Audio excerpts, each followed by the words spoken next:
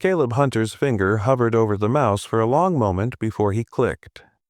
On the screen, a message popped up. Joint business account. Status. Frozen. The words glowed in cold blue letters. Final and irreversible. Caleb leaned back in his chair, exhaling slowly, almost surprised at how steady his hands felt. Somewhere across town, his son Ethan and daughter-in-law Sophie were probably sitting in their designer kitchen, sipping lattes, finalizing plans for the perfect Christmas party. In a few hours, they'd realize the money they were counting on had been locked. Caleb swirled the last sip of coffee in his mug, staring at his reflection in the dark liquid. It had taken him 3 days of sleepless nights, a meeting with his old friend Tom Reynolds, now a respected attorney, and a quiet conversation with Lydia, his younger sister, who had said the words that finally pushed him to act. "You don't have to take this anymore, Caleb. You've given enough." The betrayal had started a week earlier. Caleb had been sitting in Ethan's living room, admiring the sparkling 12-foot tree that still smelled like fresh pine. He'd even offered to bring over his late wife's recipe for honey-glazed ham, a Christmas tradition Ethan had loved as a child. But instead of smiling, Ethan's face tightened. "Dad," he said carefully, "Sophie and I have been talking, and we weren't expecting you this year." The words hit Caleb like a punch.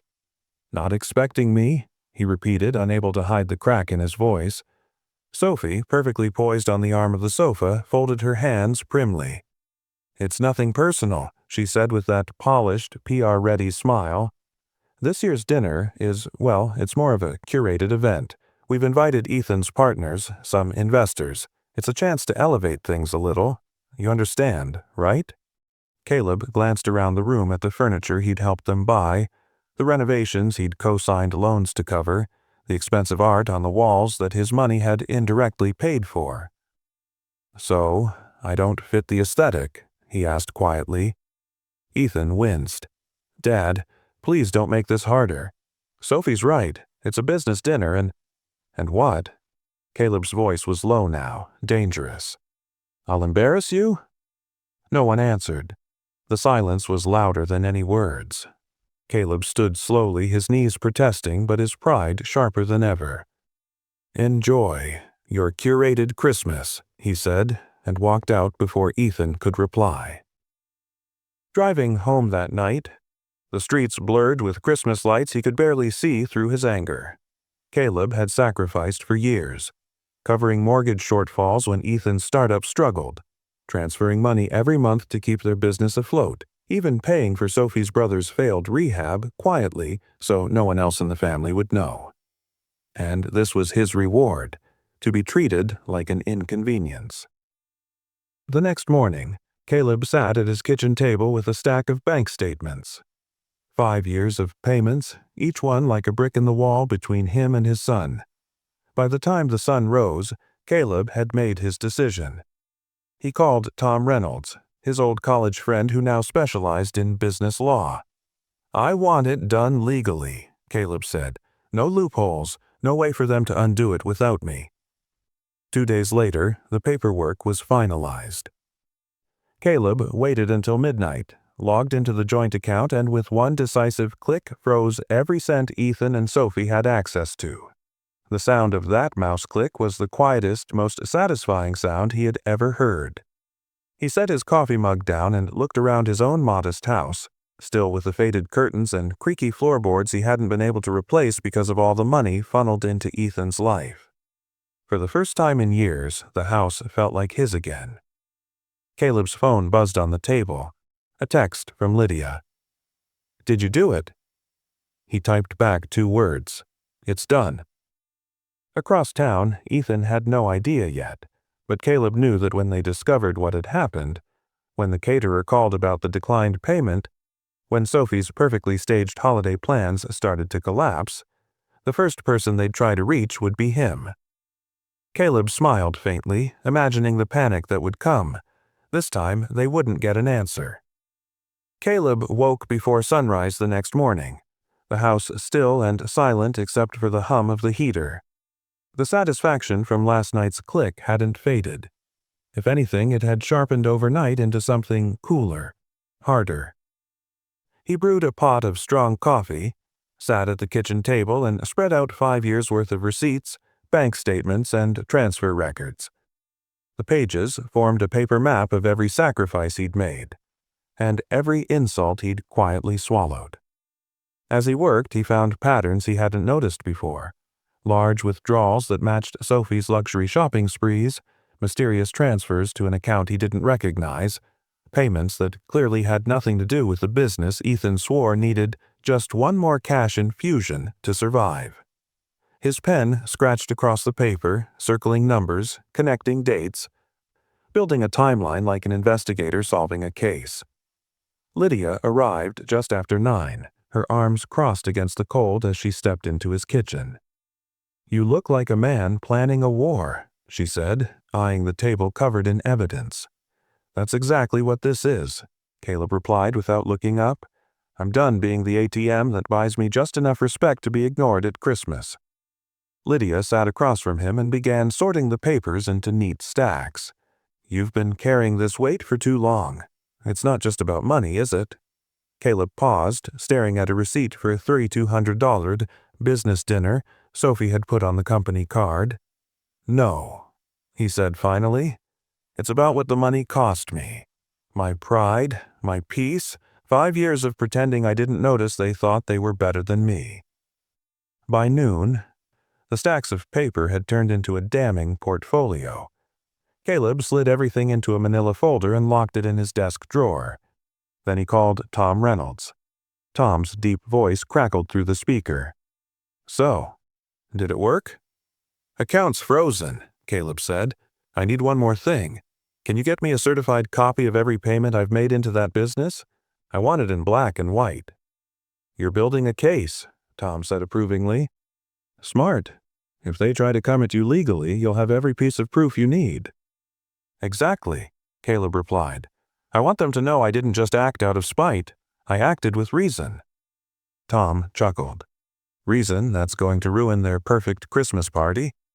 Caleb allowed himself a grim smile. "That's just a bonus." By the second day, the first cracks started to show. Caleb received a voicemail from Sophie's decorator, who had apparently dialed the wrong number. "Hi, Sophie. Just calling because the payment for the table centerpieces bounced. We can't hold the custom order unless we get payment by tonight." Caleb played the message twice, then deleted it. The next day brought more signs of unraveling. Ethan's text at 6 a.m. that simply read, "Call me. Urgent."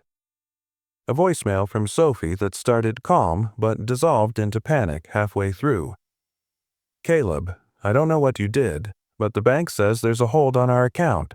We have 12 people coming for Christmas dinner, and the caterer just canceled." He stopped the message there, smiling faintly as he stirred cream into his coffee.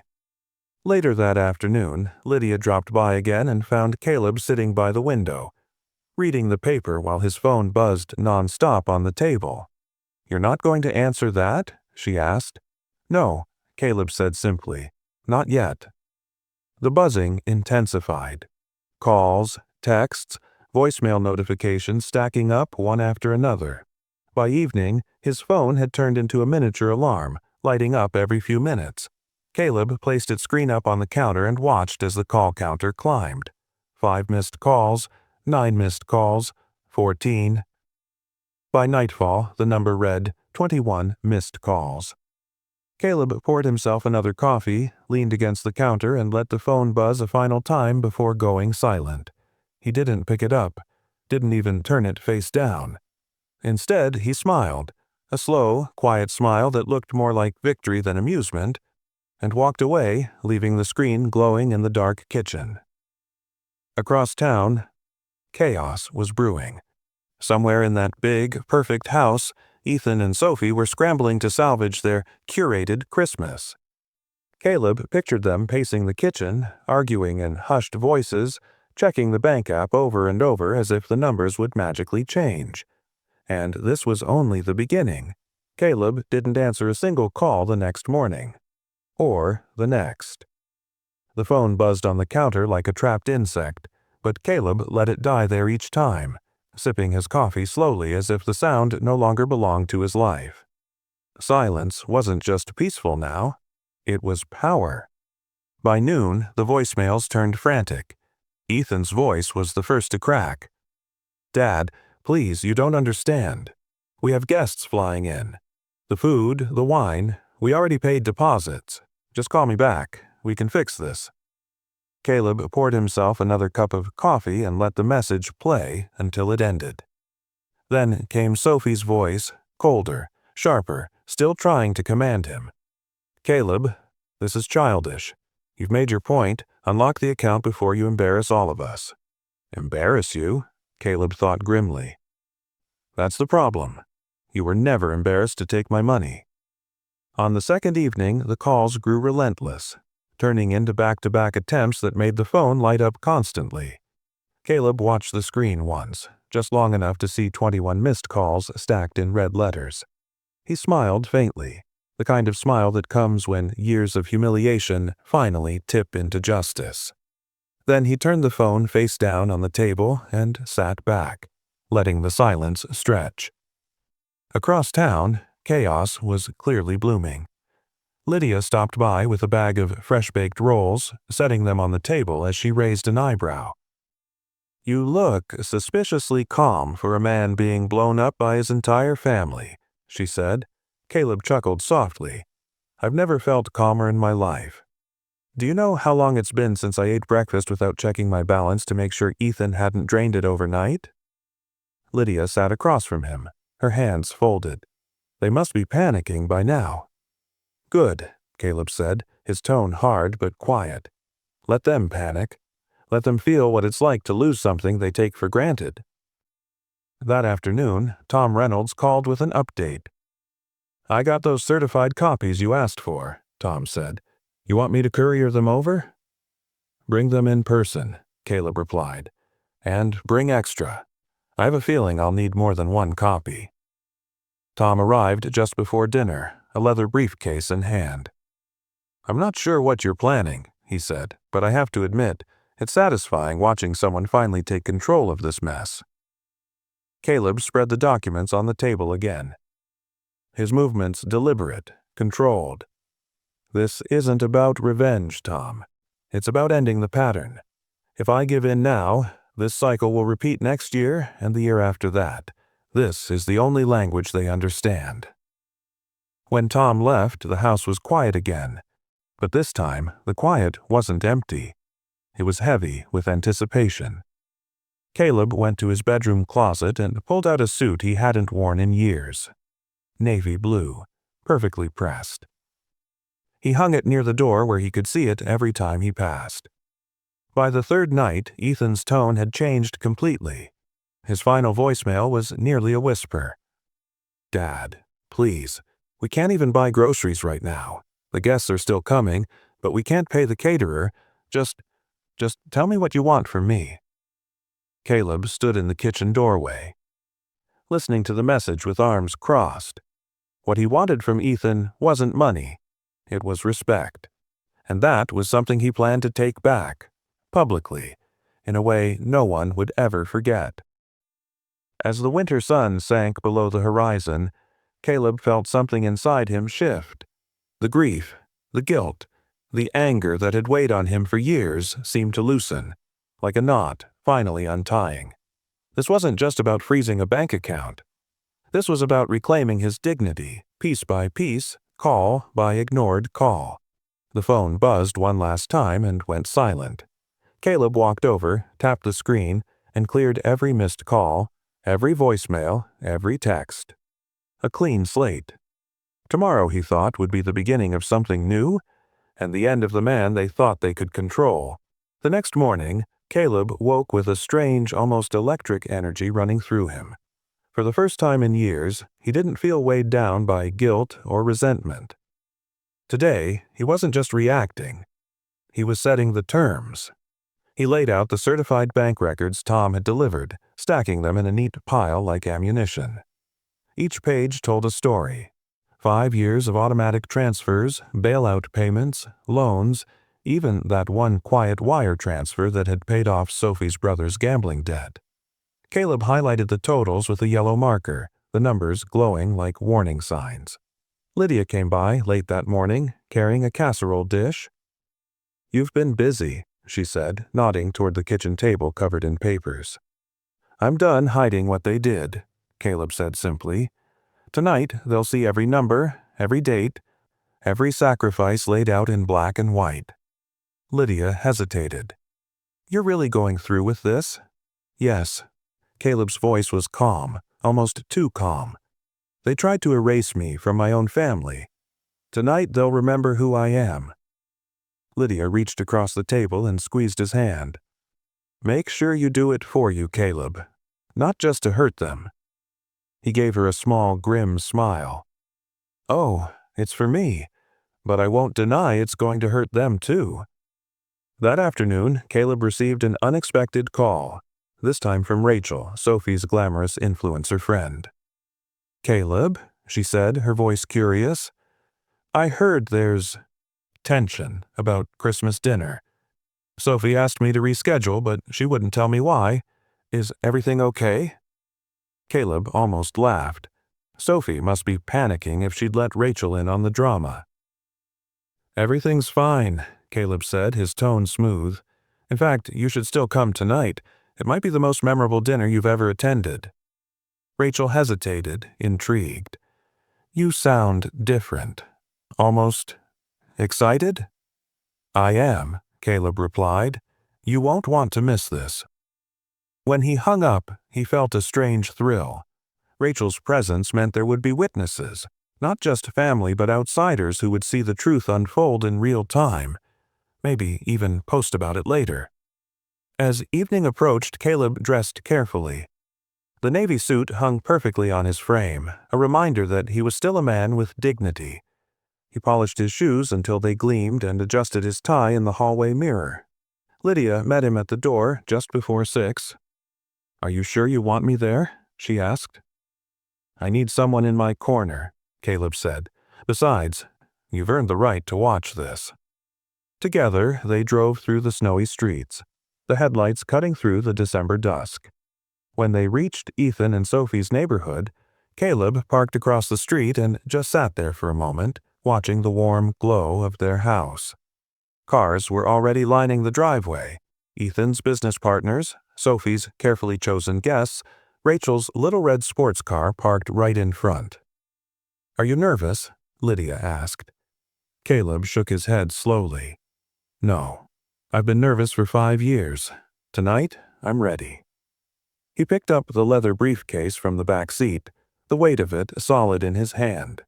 Inside were the bank records, the certified transfers, even printed screenshots of Sophie's social media posts bragging about vacations Caleb had secretly funded.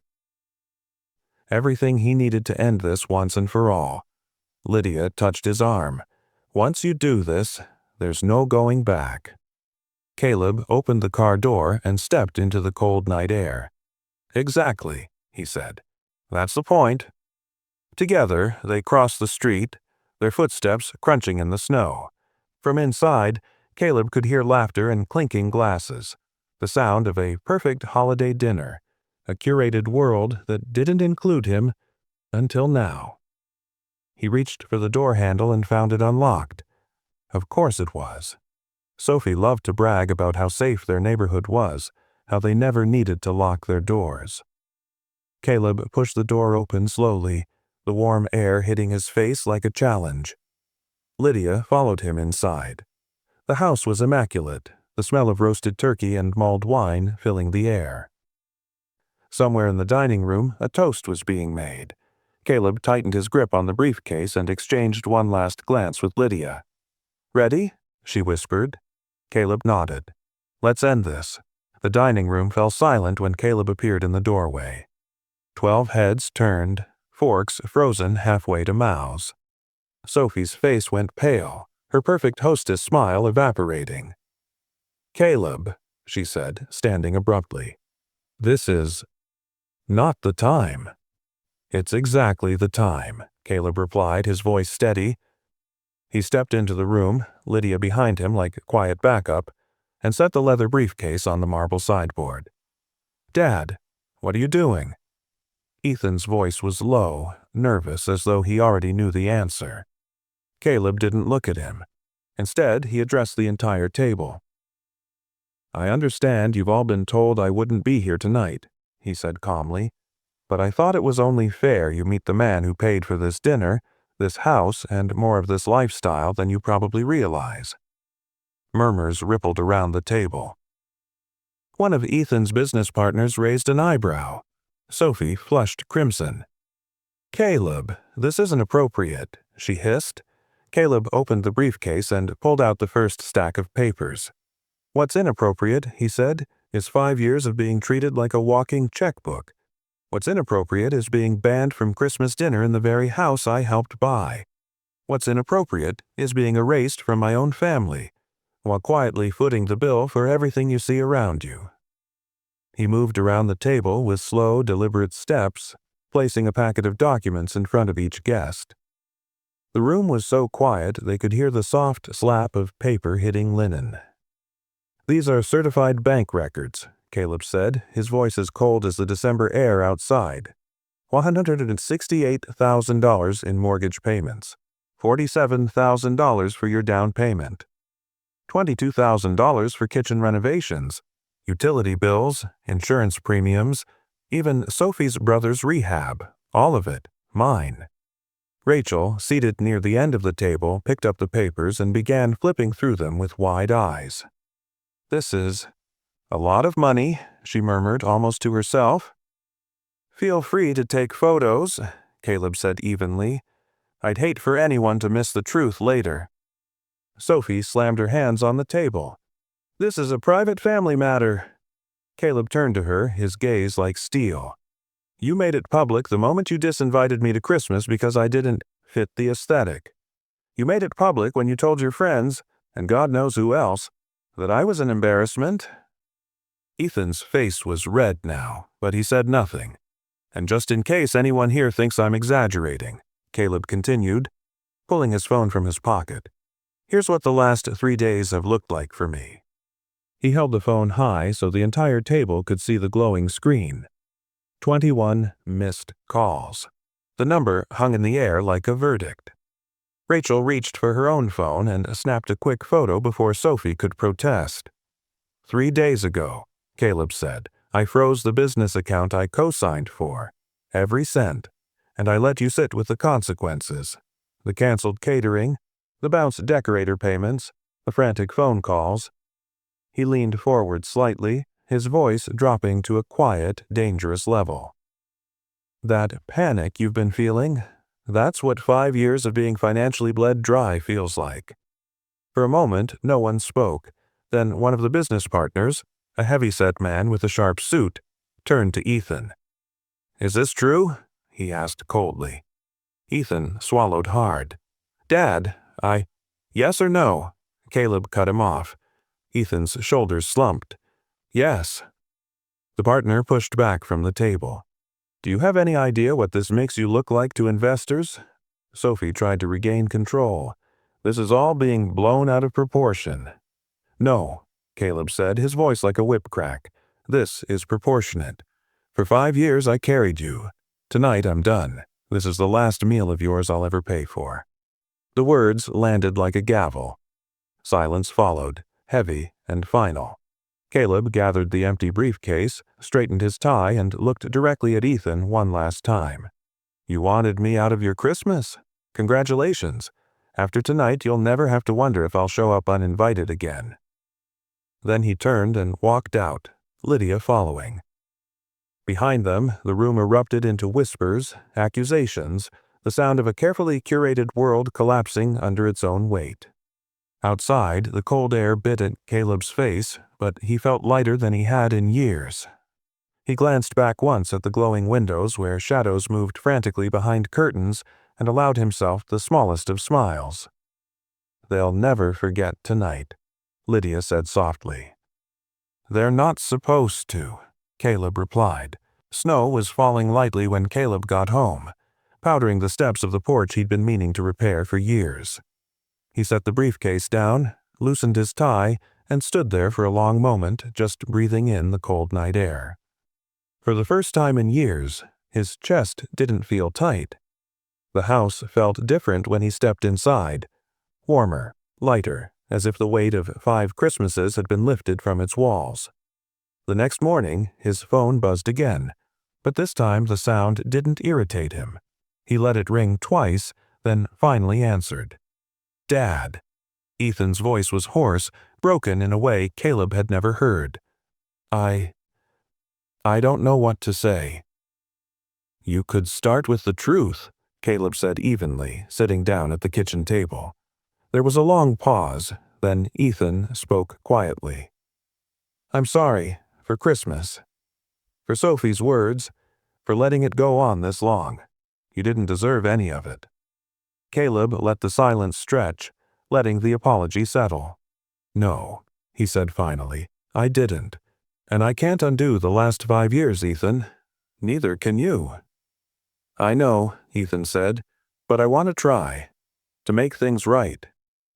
Caleb leaned back in his chair, staring at the faint Christmas lights twinkling outside his window. "Making things right doesn't mean going back to the way it was," he said. "I'm not funding your life anymore. I won't be the one who fixes every problem. If you want to rebuild this relationship, it has to be on respect, not on withdrawals." There was another pause. Then Ethan said, almost like a confession, "We're going to lose the house." Caleb's mouth tightened, but his voice stayed calm. "Then lose it. Buy something you can actually afford. Learn how to build a life without expecting someone else to foot the bill." On the other end, Ethan exhaled shakily. "You're right," he said. I wanted you to know that last night, seeing you stand up like that. I was angry, but I was proud too. You didn't let them break you." For the first time since this began, Caleb smiled faintly. "Good. Maybe that means there's hope for you yet." He ended the call on his terms. No shouting, no threats. Just the clean break of a man who finally knew where he stood. Later that afternoon, Lydia arrived with her 2 teenage boys, both carrying bags of groceries. "We thought we'd make Christmas Eve dinner here," she said cheerfully. "A real one, with family who actually wants to be together." Caleb helped unload the bags, the house filling quickly with the sounds of chopping vegetables, clattering pans, and the laughter he hadn't heard in years. When they sat down to eat, Lydia raised her glass. "To new traditions," she said softly. "To real family," Caleb added, clinking his glass against hers. The meal was simple. Roasted chicken, mashed potatoes, rolls warm from the oven. But it tasted better than any catered feast. Caleb felt Maria's absence, of course, but for the first time it didn't ache. It felt like she was watching, approving of the man he'd become. After dinner, Caleb stepped outside onto the porch. The snow had stopped, leaving the world hushed and white. Across the street, a neighbor's Christmas lights blinked against the darkness. Caleb reached up and twisted the bulb on his own porch light until it glowed steadily, casting a warm pool of light on the steps. A small thing, but symbolic, a sign that the house and the man inside it were no longer living in shadow. He took out his phone and scrolled past Ethan's earlier voicemail, past Sophie's furious texts, until he reached Lydia's message from days ago. "You don't have to take this anymore."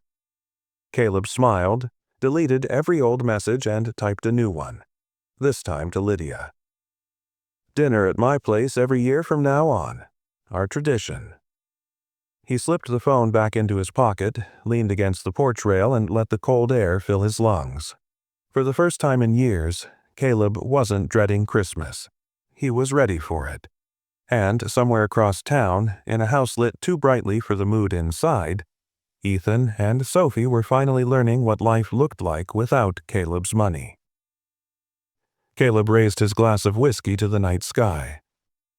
"Merry Christmas," he said quietly. "To me."